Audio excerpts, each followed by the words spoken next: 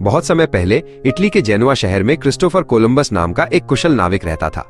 उसका एक बहुत बड़ा सपना था, पश्चिम की ओर समुद्र के रास्ते सफर करके एशिया के अमीर देशों तक पहुंचने का एक नया रास्ता खोजना।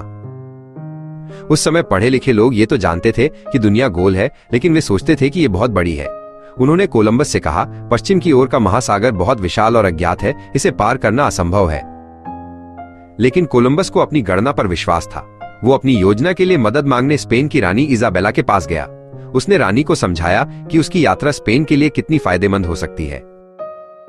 रानी इजाबेला को कोलंबस की योजना में दिलचस्पी हुई और उन्होंने उसकी मदद करने का फैसला किया। उन्होंने कोलंबस को 3 जहाज दिए, नीना, पिंटा और सांता मारिया, ताकि वो अपनी यात्रा पर निकल सके। 3 अगस्त 1492 को कोलंबस और उसके नाविकों ने अपनी ऐतिहासिक यात्रा शुरू की। वे खुले समुद्र में निकल पड़े, जहां हफ्तों तक दूर दूर तक सिर्फ अंतहीन नीला पानी ही दिखाई देता था। 2 महीने से ज्यादा समय समुद्र में बीत गया और जमीन का कोई निशान नहीं था। नाविक थक गए थे और डरने लगे थे। उन्होंने कोलंबस से वापस लौटने की मांग की, लेकिन कोलंबस ने उन्हें कुछ और दिन इंतजार करने के लिए मना लिया।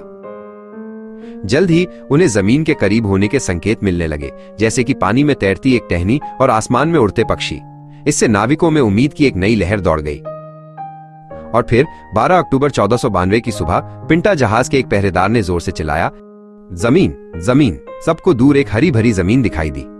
वे एक द्वीप पर उतरे, जहां उनकी मुलाकात उन लोगों से हुई जो वहां हजारों सालों से रह रहे थे, जिन्हें टाइनो लोग कहा जाता है। कोलंबस और टाइनो लोगों ने एक दूसरे को उपहार दिए और वे एक दूसरे को जिज्ञासा से देख रहे थे। कोलंबस को लगा कि वो एशिया के इंडीज पहुंच गया है, इसलिए उसने वहां के लोगों को इंडियंस कहा। असल में वो एक ऐसे महाद्वीप पर था जो यूरोप के लोगों के लिए पूरी तरह से नया था। उसकी इस यात्रा ने दुनिया के 2 हिस्सों को हमेशा के लिए एक दूसरे से जोड़ दिया और दुनिया का इतिहास बदल दिया।